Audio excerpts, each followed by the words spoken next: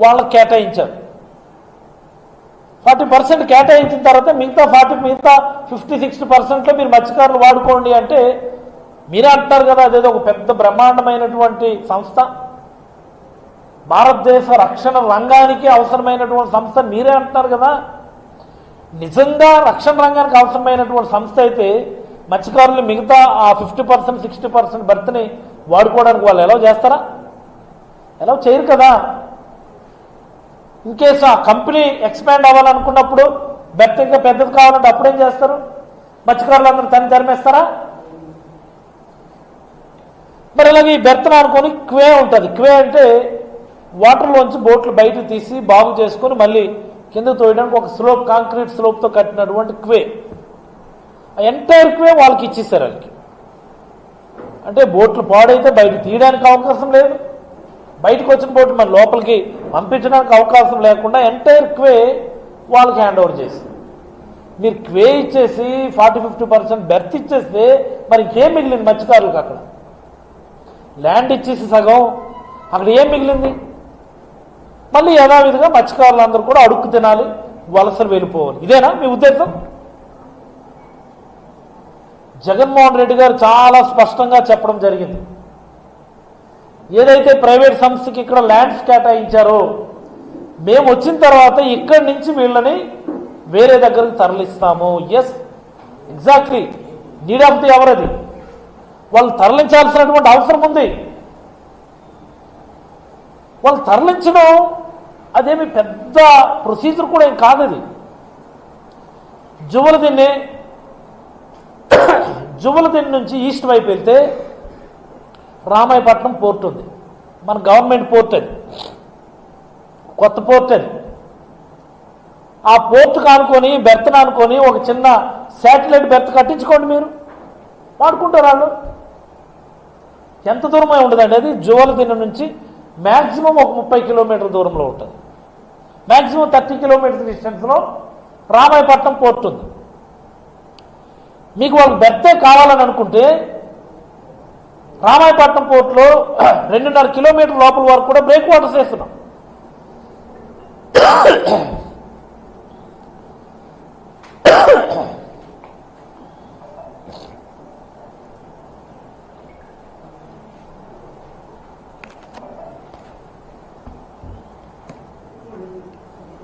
రామాయపట్నం పోర్టులో 2.5 కిలోమీటర్ల లోపల వరకు బ్రేక్ వాటర్స్ వేస్తున్నాం.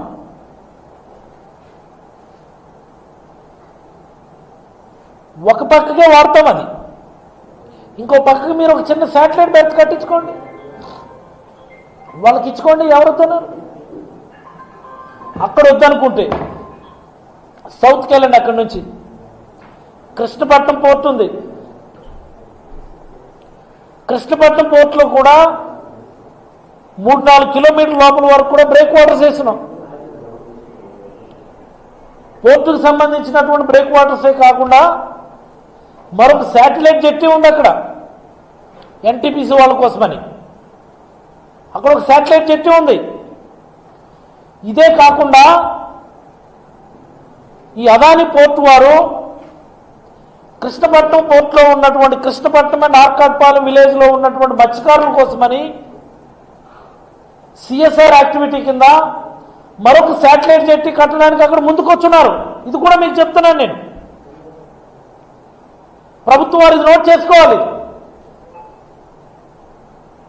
అదాని వాళ్ళు అక్కడ ఉన్నటువంటి ఆర్కాట్పాలెం కృష్ణపట్నం విలేజర్స్ కోసం ఎందుచేతంటే వాళ్ళకి ఎలాగైనా జెట్టి కట్టించాలని అక్కడి స్థానిక ఎమ్మెల్యేగా మంత్రిగా కాకాని గోవర్ధన్ రెడ్డి గారు కొన్ని 100 సార్లు జగన్ సార్ దగ్గర రావడం జరిగింది.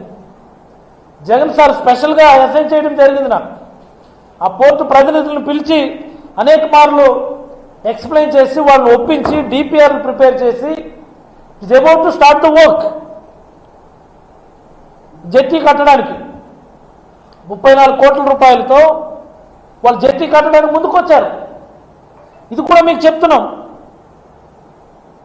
సాగర్ డిఫెన్స్ వాళ్ళకి ఇవ్వడానికి మీకు రామాయపట్నం పోర్టులో మీరు ప్లేస్ కేటాయించుకోండి. లేని పక్షంలో కింద కృష్ణపట్నం పోర్ట్ ఉంది, కృష్ణపట్నం పోర్టుకు అనుసంధానంగా మరొక శాటిలైట్ జెట్టి ఎన్టీపీసీ వాళ్ళది, అదనంగా మరొక జెట్టి వాళ్ళు కట్టడానికి కూడా రెడీగా ఉన్నారు అక్కడ ఉన్నటువంటి ఫిషర్మెన్ కోసమని. ఇది కాకుండా దుగరాజపట్నం దగ్గర ship building cluster government of India మంజూరు చేసింది. షిప్ బిల్డింగ్ క్లస్టర్ దుగరాజపట్నం దగ్గర, అక్కడ కూడా బ్రేక్ వాటర్స్ బెర్తలు అన్నీ వస్తాయి. ఇన్ని ఆప్షన్స్ ఉన్నాయి.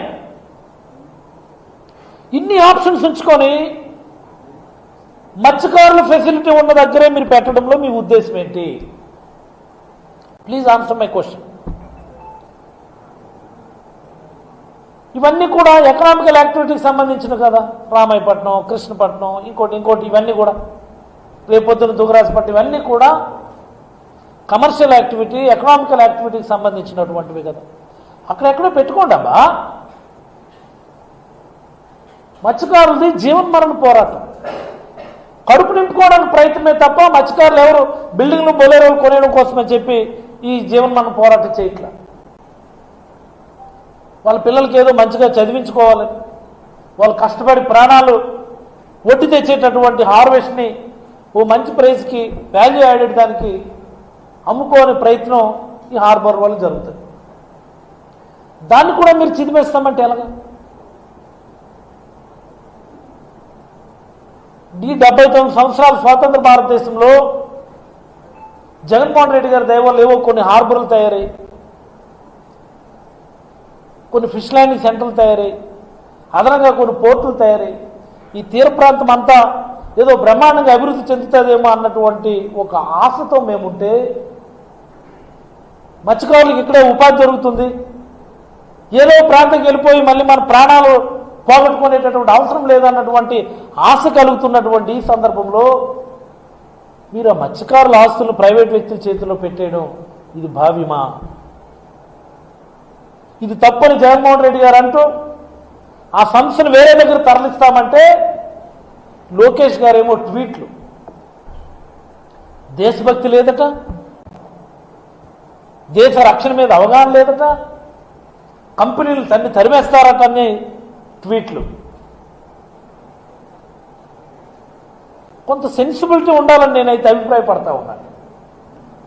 నారా లోకేష్ గారు కూడా సెన్సిబుల్గా ఆలోచించాలి ఇలాంటి విషయాలు.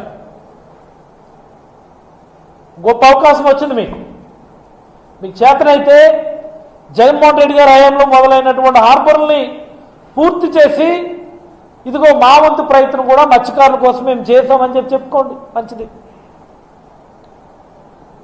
ఫౌండేషన్ వేసి పనులు మొదలైనటువంటి వాటన్నిటి పనుల్ని పూర్తి చేసి, ఇదిగో మేము పూర్తి చేస్తున్నామని చెప్పుకోండి, మంచిదే.